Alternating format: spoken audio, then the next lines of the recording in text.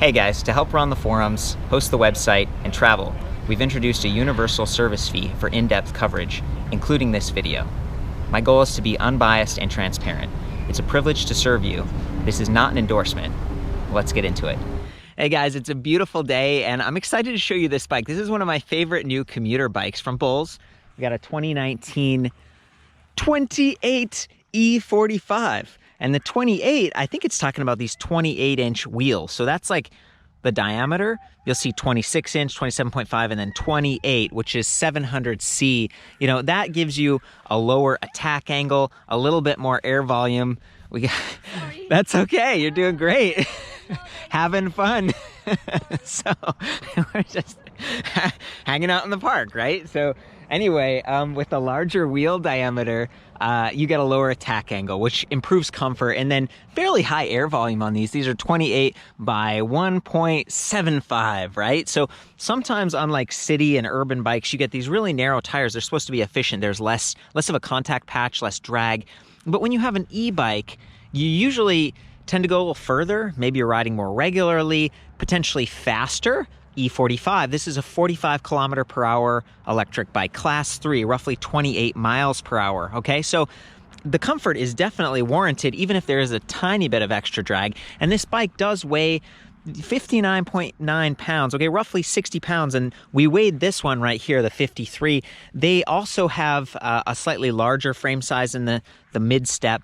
And then they've got 3 different sizes on the high step. So there are actually 5 frame sizes to choose from, but they're all this like kind of triangular frame, okay? BULLS does have like wave deep step through models like the Lakuba, and that's nice. It's very approachable, but it's not as stiff. And when you start going fast, like high speed, you want that extra frame strength so you don't get speed wobble, especially since you've got this really great rack right here. This is bolt-on, but it's kind of a proprietary design that interfaces with these SKS fenders so they don't rattle a lot. Again, high speed, you don't want stuff flapping around. This can handle up to 25 kilograms, that's roughly 55 pounds, and they've got these nice pannier hangers on the sides and blockers so it keeps the bags from touching the spokes or the tires if you're turning hard. It's just a good setup, like all the way around. You got fenders, we've got the rack, integrated lights, reflective sidewalls on those tires. They're e-bike rated, so e-bike ready up to 50 kilometers per hour. Right? And we talked about, let's see, there it is, Performance Line Smart Guard. It's got puncture protection, and that's nice too. Whether you're going fast or far, it's just nice to have a bike that is going to be reliable. And you can see that down here on the front of the motor casing, we've got an alloy shield. There's a slap guard, just a sticker on the chainstay on the right. And then, let's see, this plastic cover. So if you're, especially on this one, the mid-step, maybe you have a skirt or something, if that comes down, you don't want it to touch the chain and get greasy. Or just maybe rain pants or jeans or something. You don't want them to touch the chain or get kind of scruffed up over time. So they're really taking care of you. I think they've really covered almost everything on this bike in terms of safety. And I like where they've mounted this headlight. You know, it's way up high. It's not going to get blocked by the fender. It's also not going to bounce up and down if it were mounted to the suspension arch, like a lot of the other kind of cheaper bikes and stuff. So having it up here, they've got a special custom mount that interfaces directly with the Intuvia display panel from Bosch. Okay, so they're really combining things and taking advantage of that. And we do have a lot of cables up here because each of those brake levers activate the brake light. Okay, so if you're riding on this bike and you pull the brakes, see, it's sending a signal to the back of the bike. That means extra wires. There's just a lot going on up here, and yet by combining those interfaces, they're able to keep it fairly organized, and then you get that nice, see how the light points where you steer. It's still adjustable angles, so you can aim it. It even has side windows. So whether it's the reflective sidewalls on the tires or the side windows on the light, you're just going to be seen a little bit better. Okay, so we've talked about strength, we've talked about the multiple frame sizes, we've talked about the high-speed operation and stuff. I want to talk about comfort. Okay, that's a big deal for me because, again, you're riding further, you're going faster. Comfort's a big deal. Talked about the lower attack angle and this awesome suspension fork here. 34mm stanchions, compression adjust, preload adjust, and even rebound adjust. This is a spring suspension. I'm used to seeing like spring suspensions that are a little bit cheaper, but this one's pretty high end. Black anodized coating on those stanchions, 80mm of travel, and spring tends to be just very like consistent and durable. Air is nice because you can sag it, but the air can kind of like deflate over time a little bit like that. Spring, you'll see on the really high-end mountain bikes, they have like sometimes a rear spring suspension because as they actuate a lot, they can heat up and you don't want like a different profile in how the suspension responds. So it's not necessarily bad. It does add a teeny bit of weight, but I just really feel like this is overbuilt. And we've got that 15 millimeter through axle that's going to add that strength and just handle the extra weight of a larger wheel diameter. It's pretty fantastic. It's even color matched. Okay, so that's cool. So that's one point of comfort, and it really feels smooth. It's a nice suspension fork. They throw in this SR Suntour NCX suspension seat post, 31.6 millimeter diameter on that.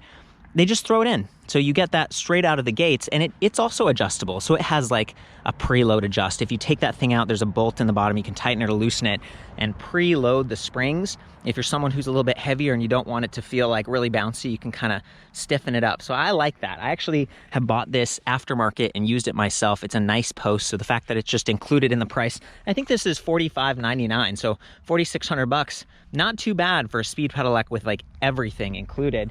And then check out the saddle. This is Celery Royal Gel, really big, it's vented, and it's got these rubber bumpers built in. So I'm cruising along on this thing. I'm getting a lot of support and comfort. And then there's a lot of adjustability up here at the cockpit. So you can see there's an adjustable angle stem from Ergotech. And I believe this is also like speed pedelec rated. It says Ergotech 6. 20 to 40 degree adjustment. So 20 degrees in one direction and then 40 in the other. So you can really bring it up and back if you're someone who maybe you're like me and you have a sensitive back and neck and you want like, you don't mind the air resistance, you're just like upright. Or if you're someone who's a little more sporty, you can angle it down and forward and get that like road bike feel. It's all up to you. And look, double bolts here. So this thing is not going to rattle loose quite as easily as some of the cheaper adjustable stems. This feels a little bit more safe to me. And then it's got a 70 millimeter like rise here, 100 millimeter extension. So there's a lot you can do with that. And then check this out, low rise handlebar with nice locking ergon grips. The brake levers on these are pretty massive. They're like what I consider 4-finger, and they've got that ball at the end, which I noticed that in Europe, most of the speed pedelecs have this ball, and I found out it was like a legal requirement. And I thought maybe it was so that your fingers don't like slip off. But then a friend of mine who's into motorcycles said, no, actually, that was a requirement for motorcycles because if you're going faster and you fall, like a sharp end of that brake lever could impale you, it could cut you or something. So they started doing this for safety, and it carried over to electric bikes. So I think that's cool, kind of a fun little side story. And then adjustable reach, so you can bring these in a little bit if you're someone with smaller hands. Maybe you're getting the small frame, or you're wearing gloves because it's cold and you're going fast and you can really start to get cold. So oh, by the way, while we're on that subject, there's these things called bar mitts. They're like the big neoprene cover thing that kind of fits onto your bike, and you just put your hands into the bar mitts and it keeps them warm. So that's pretty cool. And then down here to the interface, these are Tecto Dorado hydraulic disc brakes with massive 203 millimeter disc brake rotors, okay, front and rear. And I'm really only used to seeing that on like downhill and mountain bikes and stuff. That's massive. But coming back to a 60-pound bike that goes fast is not necessarily a bad thing. Am I right? It's a nice little upgrade, and it means that you don't have to pull extra hard. You don't have to use a lot of hand strength. And because they're hydraulic, they both feel fairly consistent. It's not like the rear brake takes a lot more hand effort, usually on the right hand. So I like that. Hydraulic disc brakes are pretty much my favorite all around. One potential pitfall, though, is depending on the rack that you park at, sometimes there's like a metal bar that comes out. Just try not to bend that disc, or you're going to get like a scraping, because the rotor will be kind of wavy and bent. So keep an eye on that. We do have quick release in the rear. It's just a standard 9 millimeter axle with a skewer. Love that it comes with an adjustable length kickstand, and that it's positioned plenty far out of the way for the pedals. As far as frame sizes go, if you get the smaller frame size and you're turning and you're pedaling, see, you could have toe strikes, but these fenders, they're pretty reliable. They're kind of durable feeling.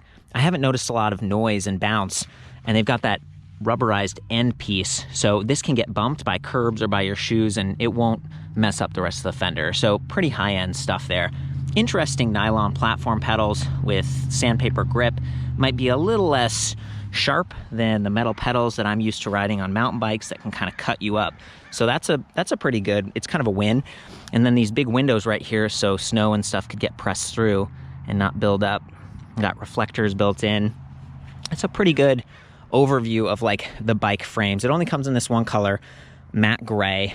And maybe now I'll jump into the drivetrain, right? So this is a 10-speed drivetrain. Trigger shifters up here. We've got the two-way action on the high shifter, and then 1, 2, 3 on the low. So it's pretty sporty, and it means you can dump a bunch of gears if you're about to climb a big hill. So back here at the rear, we've got Shimano Deore derailleur, 11 to 42 tooth cassette, and then an 18 tooth chainring. So it's designed to support you at those higher rates of speed. It's not like you're going to be struggling to keep up. It's plenty of range for a bike that has a range of speed options. And then the Shimano Deore derailleur does have the Shadow Plus clutch. That's that little gray thing there. And in the up position, it's just not going to be quite as flexible. See how it's moving a little bit, but not very much. And then if I put that down, it's a lot looser. So you're like, why wouldn't they always have it tight? Well, because sometimes it's nice to take off the rear wheel to do maintenance. Maybe you have to change a flat tire or do some service or something. Or maybe you're riding in the neighborhood and you want like smoother, easier shifting. But I tend to ride in the higher kind of locked in position, especially on a speed pedelec, because the faster speed can mean more vibration and chain bounce going on. You will notice that they've got this black plastic sticker here on the right chainstay designed to keep the chain from like nicking up the frame. This is a 7005. Okay, cool. Aluminum alloy frame, but they're using good stuff there. Okay, so this is the Bosch Performance Line Speed motor. It's a little bit bigger and heavier than some of the competing products on the market right now, but it's been around for a while and it's fairly proven. Bosch has a comprehensive 2-year warranty that includes the battery, which is nice. And in this case, with Performance Line Speed, it gets you up to those higher speeds, and it provides 120 RPM pedal support, so you can pedal fast if you want to. Remember I was talking about dumping all those gears? When you do that, your cadence speeds up. It makes it easier to climb. It gives you and the motor a mechanical advantage, but the motor needs to be able to keep up. So 120 RPM, they do a really good job of that. This offers, I think it's like 250 to 570% output. Oh, that's watts. 250 to 570 watts output. And then I think it's 120 and then up to like 275%. So that, you know, there's a chart, and I've got some of those stats back at the full written review, but I'm just sounding some of these out because there are some different options on the market today, and I feel like Bosch does a good job in terms of torque support and power support. It's definitely, it's kind of on the higher end, but 8.8 pounds for that motor, and you'll notice the casing is a little bit bigger, and it's a little bit low there. So I love that they've got the metal protector, so if you get like a curb or a rock strike, it's going to protect the motor casing. And it's blended in a little bit, but I think they had to position a little bit lower so they'd have room for this power tube battery. So before I get up to this, the motor is measuring your rear wheel speed. See, there's a magnet and a sensor, pedal cadence and pedal torque over 1,000 times per second. Okay, and it's measuring and it's listening for when you're starting and stopping, so it knows to assist you. And it's not gonna like lurch you out into traffic or something. Again, very important for commuting application. And it's also measuring like the wave of pressure when you're pedaling, and it's kind of keeping an ear out, as I understand it, for spikes in pressure, which would come from shifting gears. And so it's got something called shift detection where it eases off, and it's designed not to bend the teeth on your sprockets or drop your chain or break your chain quite as easily. It's still a good idea to ease off whenever you're shifting gears, just to give that motor and that drivetrain a little bit of extra breathing room so it doesn't get banged up. But all in all, I feel like the motor does a pretty good job. And on the other side, there's an 18-tooth chain ring. Can't see it because of that plastic cover, but that thing spins 2.5 revolutions for each crank revolution. It uses a reduction gearing system, and that allows them to be a little bit more efficient and provide a little bit more power, but there is a little bit of drag if you're pedaling this thing without assist. Let's say for some reason you run out of battery, you just want to pedal for fun. There's a little bit more work at it because of the reduction gearing going on in there. So that's one of the trade-offs to consider when you're looking at Bosch versus like Shimano or Yamaha or Brose. Okay, great. So we've got that all figured out. I think the next thing to do is battery removal. We got Barney over here. I'm holding the camera. He's going to take that off. While he's coming over here, I want to point out that the high step frame, the Diamond, it does have 2 bottle cage bosses. That is so awesome because you might want to add a folding lock to one and water on the other. And the keys, there's this really cool like ABUS Plus key card thing right here. So you can get this key like keyed to locks and other accessories from Abus. Correct. And while we're on that subject, Abus gave me this cool helmet, and I feel like they've got a pretty premium lineup of accessories. And you know, the folding lock thing is something I consider. I've got like a couple guides back on the forums where it's like, how do you lock your bike securely? A lot of times I'll put like a lock around the wheel and the frame, and then I'll have like a cable lock going back to the rear, especially when you have two quick release wheels. But then it comes back down to like, how much stuff am I carrying? Like how many keys are in my backpack and all that stuff. So I love that it could be key to like, and that costs a little bit more money.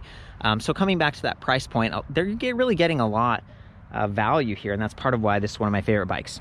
So he's put the Abus key in that port. It's on the drive side, which makes sense to me in case your bike was laying down. It's easier to access. And then he's just gonna twist that. There we go, and check that out. So it doesn't come all the way out. It just kind of clunks down so that you know it's unlocked at this point and the bike won't run. And then there's a little black button here. So you press that and it unlocks it the rest of the way. Okay, and then it comes out. Be careful for your fender. This thing weighs like 6.3 pounds all on its own. This is the Power Tube 500, 36 volt, 13.4 amp hours for like 482.4 watt hours. But Bulls has designed this plastic, well, actually it's an alloy shield with a plastic interface. So this alloy shield is paint matched to the rest of the frame, and it's really tough. So like with rocks and stuff or water that gets kicked up, it's water resistant, it's durable, and it blends in. And it's just, you know, looking back at this bike, it almost looks like a traditional acoustic bike, and that weight is positioned low and center for a good, you know, center of gravity, good balance. But it adds up, right? So with the shield, it's 7.2 pounds. And when you compare this to the older plastic power pack batteries that would sit on top of the down tube, they didn't give you space for the bottle cages and everything, but they were lighter. Those were like 5.7 pounds versus, again, something like 6.3 to 7.2, depending on, because this metal would be a part of the frame. So it's not a one-to-one comparison here, but it's something I like to call out. And there really isn't like a handle to carry this thing around. You don't want to drop it. They are, you know, somewhat sensitive. And if you happen to get two Bulls bikes, like a mountain bike and then a city bike like this, and they both use the power tube, well, then they could be interchangeable because they're Bulls, and Bulls has their own like proprietary plate design. But some other companies like Reese Mueller, they have the power tube that fits in from the top on some of their bikes. It just has like a cloth handle. And then Trek has one that fits in from the side, and it has like plastic end pieces. So they're just not as interchangeable between all the different bikes out there. Not the end of the world. It's just with the power packs, they were. You could power pack 400, 500, they would all interface the same way. They just didn't look as cool as this. So that's my 2 cents. Here's the bottom of it. There's a little charge level infographic thing right there. An interface for plugging in. It matches this interface right here, so you can charge it on the bike, or you can take it off and bring it up to your office or maybe into school. And you could top it off with this 4 amp charger. Only weighs 1.7 pounds. It's lightweight. The wall side comes unplugged, so you can save some space if you want to. And it's a proprietary plug that's fairly tough. Like, see that thing? So if you step on it or drop it, hopefully it won't get damaged as easily. But if you'll notice where that would plug in, if this crank arm passes by, it could kind of knock that out. So maybe a room for improvement on positioning there. And this little interface sometimes is a little, kind of got to line it up and push on it just right. But there we go, I got it. I might need Barney's help for this. Let's see what happens. Put this in, and then you just push on it. Oh yeah, look at that. Awesome, locked in, locked and loaded. Stoked. So I think we've gone over just about everything, but I've saved the best for last, right? Which is this display panel. I love this thing. This is the Bosch Intuvia. There's a little release lever here on the back, so it's removable, just like the battery. So imagine you live in an apartment or something, and for whatever reason, you have to park the bike outside. First of all, get like a leash lock thing and then tie that into your other lock so no one steals that post. That's like $100 right there, at least. And then the display, this is nice. I mean, you can take it off so it won't get scratched or like sun damaged or light.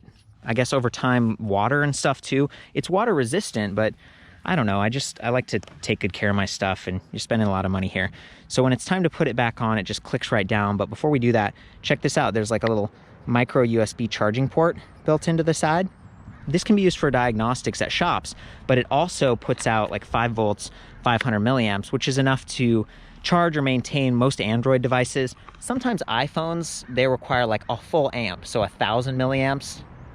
I've tested it and I've had mixed results. But anyway, this thing swivels, it's removable, it comes on very quickly. So power button right there, boots right up. Lots of readouts on this thing. So we got 5 ticks in that battery infographic, speed in the middle. There's a light icon, and the lights are turning on automatically right now because it's a speed pedelec. But I think, there we go. They actually turn off. That's interesting because sometimes they don't, but that's a cool option. Clock in the middle, and then this I button cycles through different readouts. So go from clock to max speed, average speed, trip time, range. Range is cool. It kind of makes up for the 5-tick, 20% infographic on the battery. If I press the plus or minus button to go through the different levels of assist, right now we're in off. So we go up to eco and it says 49 miles. Okay, not bad. All the way up to turbo, 22 miles. So there's a lot that goes into that range estimate. Apparently, the Bosch control system is measuring your last mile of real world riding. We were riding pretty hard and fast to get here, so it's probably being kind of conservative. Ways that you can extend your range is inflate the tires a little bit more. There's a range of pressures and it's written on the sidewalls, and I've got that back at the site too. And then maybe lock out the suspension so you don't get that bobbing action. Maybe drop the stem a little bit to be more aerodynamic. And then, you know, worst case scenario, take the battery off and charge it at school or in your office or at the cafe. It's pretty cool. So let's continue. We hit the I button, we got odometer, trip distance, clock, max speed, average speed. So we're back, we're just cycling through range. And I think if you hold reset, it will clear your trip distance, and then reset and I will go into some of the adjustments. So you could change from miles per hour to kilometer per hour. I have a guide for this display panel back at the Electric Bike Review forums where I go through everything on it. So check that out. Otherwise, I think it might be time to just to hop on this thing. But I want to point out, now that it's on and the lights are on, check out that light. I mean, it's just, the positioning is really good. It's got those side windows that we talked about. Got that rear light with the brake light activation. That's stuff that you can't really buy once you've got a bike. So you might save some money on a cheaper bike and try to put lights on, but you can't get the brake light activation. And if they're running off their own little, like, you know, disposable cells, are kind of a bummer, a little bit inconvenient. So I think that's pretty cool. You can tell I'm excited about this bike, right? So I'm in turbo mode. I'm just gonna ride around on the grass. I'm gonna put the camera on the frame later to give you some close-ups. Okay, there we go.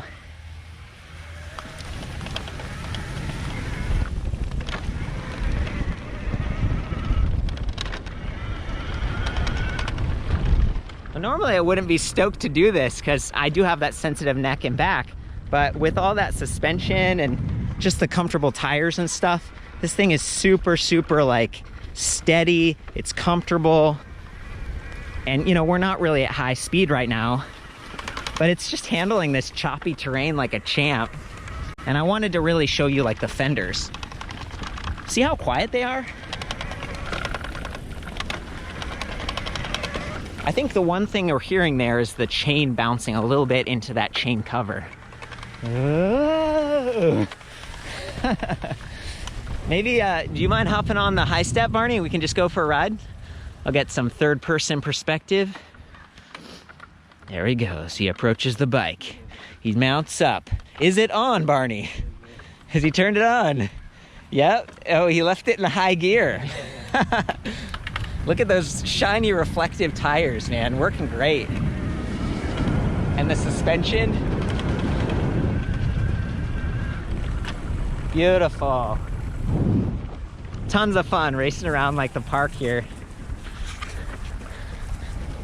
Okay guys, from here you can see that nice plastic chain cover and an 18-tooth chain ring down there. You can't see that because it's completely covered, but take my word for it. And then back here we've got the 10-speed cassette, 11 to 42 tooth range. So pretty good, right? A slightly larger chain ring, at least in terms of the proprietary 2.5 revolution setup that the Bosch Performance Line motors use.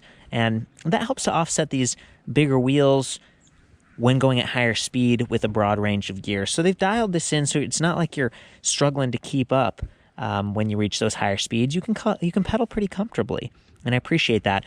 When I pedal along here, I'm going to ride in the highest level of assist, just so that the motor noise will be the most pronounced, and you'll be able to watch that chain starting and stopping to get an idea for how quickly the motor engages and disengages, and then listen for that shift detection, right?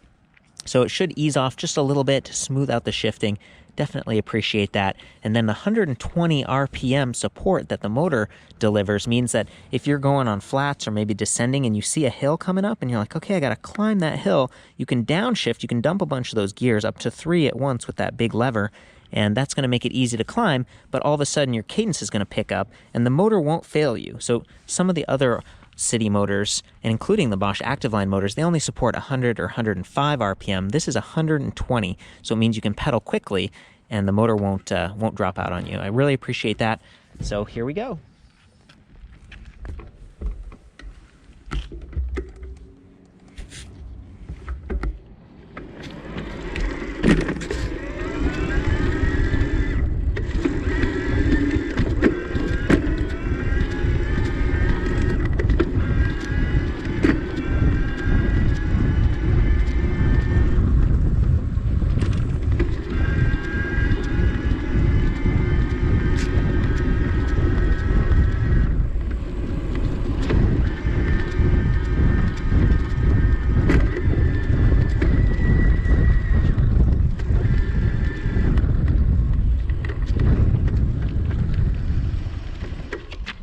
Just super smooth, easy stopping with those huge 203 millimeter rotors. Believe it or not, that was mostly climbing, and I was only riding like 22, 23 miles per hour. Now I'm going to descend, and it'll be easy to hit, maybe even exceed 28 miles per hour. But I wanted to communicate what was going on here, because it's not like you're always going to go 28. It's really terrain dependent. And in a lot of ways, this is similar to the traditional performance line motor, which also offers up to 63 Newton meters of torque. It just gives you a little bit more boost beyond 20. So nice to have for commuting, but it's not like you're going to fly up those hills.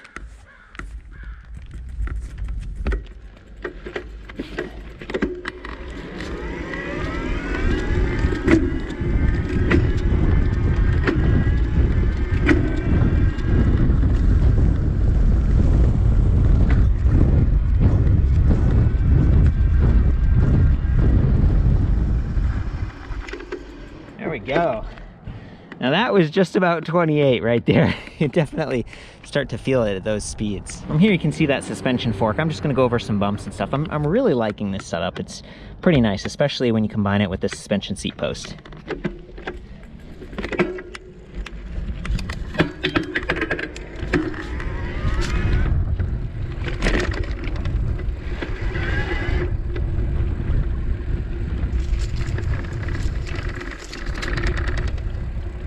I want to see that brake light activation. Can you pass me up? There we go. Love that. Lots of fun. Hey, you guys, I do my best to be thorough on this, but feel free to chime in if you feel like I've missed anything.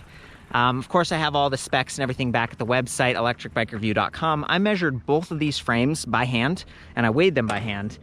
So all that information is there, so you can figure out if this fits in your garage and stuff. And also the standover height. One of my other complaints about the bike, you know, I don't have that many, but one of them is that with this suspension seat post, see, it raises the minimum saddle height. So if this is all the way down, you've actually got like 6.5 inches here of like post and saddle. So even though the step through, it's easier to approach like that, you still have to boost yourself up to actually get on the saddle. Not the end of the world. And in the real world, if you have to jump off, at least you're not going to rack yourself. And for some people, it's going to feel steady. But this is more of an active bike, right? It's comfortable, but it's designed to move you. It's kind of like an SUV or something. So I just wanted to call that out. Thanks for all your help today, Barney. Yeah, thank you, Carl. You've done a great job. It's been a lot of measuring and teaming up and going on these rides. Have fun out there, you guys. I really care about you. Ride safe. I'll do my best to answer your questions. We'll see you next time.